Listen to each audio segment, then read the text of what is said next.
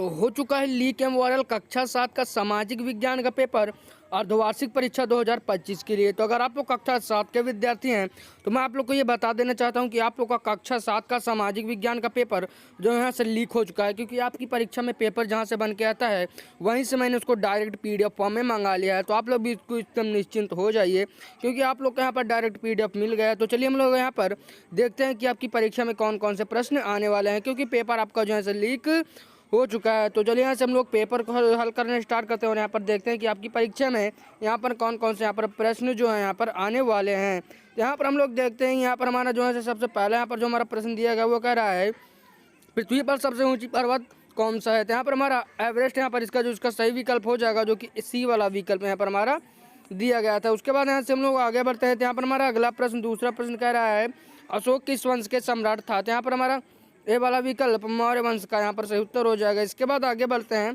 तो प्रश्न संख्या 3 हमारा कह रहा है लोकतंत्र में सरकार जिनके द्वारा चुनी जाती है वह जनता होती है। तो यहाँ पर हमारा बी वाला ऑप्शन जनता द्वारा यहाँ पर सही उत्तर हो जाएगा। इसके बाद यहाँ से हम लोग जब आगे बढ़ेंगे तो प्रश्न संख्या यहाँ पर हमारा जो 4 कह रहा है भारत का संविधान कब लागू हुआ था। तो यहाँ पर बी वाला विकल्प 26 जनवरी 1950 यहाँ पर सही उत्तर यहाँ पर हमारा हो जाएगा। इसके बाद यहाँ से हम लोग आगे बढ़ेंगे तो यहाँ पर हमारा प्रश्न संख्या 5 कह रहा है कौन सी नदी गंगा की सहायक नदी है। तो यहाँ पर हमारा बी वाला विकल्प यमुना यहाँ पर सही उत्तर ही हो जाएगा। इसके बाद यहाँ से हम लोग जब आगे बढ़ेंगे तो यहाँ पर खंड बी में आ जाएंगे हम लोग। तो यहाँ पर हम लोग को खंड बी में यहाँ पर हम लोग को ज़्यादा कुछ करना है नहीं। यहाँ पर हम लोग को कुछ यहाँ पर प्रश्न दिए गए हैं, उसका उत्तर यहाँ पर हम लोग को अपने मन से यहाँ पर बनाकर देना होगा। तो यहाँ पर हमारा पहला प्रश्न कह रहा है छठवानी पृथ्वी की 2 प्रमुख गतियाँ कौन सी हैं। उसके बाद प्रश्न संख्या 7 कह रहा है राजा अशोक ने बौद्ध धर्म को क्यों अपनाया, क्योंकि उन्हें वह धर्म अच्छा लगा था इसलिए उन्होंने और वो उससे प्रभावित हुए। तो उसके बाद प्रश्न संख्या 8 कह रहा है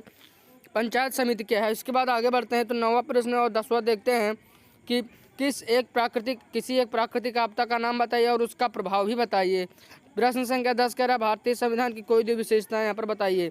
भारत का संविधान सबसे बड़ा संविधान है, बहुत बड़ा लोकतांत्रिक, आप लोग इसको भी लिख सकते हैं। उसके बाद खंड सी में यहाँ पर हम लोग देखते हैं 11वां प्रश्न कह रहा है भूकंप क्या होता है, इनके प्रभावों को बताइए। उसके बाद 12वां प्रश्न कह रहा है किसी एक ऐतिहासिक स्मारक का वर्णन कीजिए जो आपने पढ़ा हो।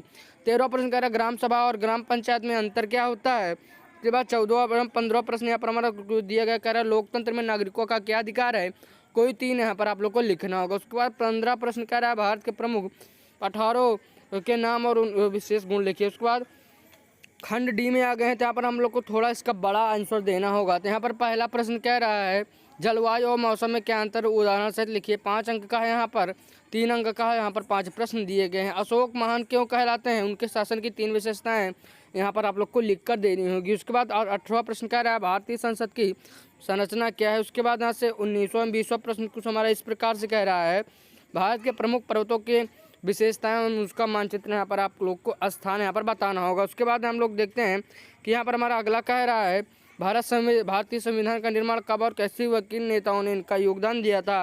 तो आशा करता हूँ कि अगर आप लोग हमारे चैनल पर पहली बार आए हैं तो और आप लोग को यहाँ पर लीक पेपर अच्छा लगा हो तो आप लोग हमारे चैनल को सब्सक्राइब कर लीजिए, क्योंकि इस चैनल पर आप लोग को ऐसे जो यहाँ पर पेपर जो लीक हो जाते हैं उनका यहाँ पर नोटिफिकेशन के माध्यम से उन्हें बताया जाता है। तो आप लोग अगर हमारे चैनल को सब्सक्राइब करेंगे तभी हमारी वीडियो आप तक पहुंच पाएगी।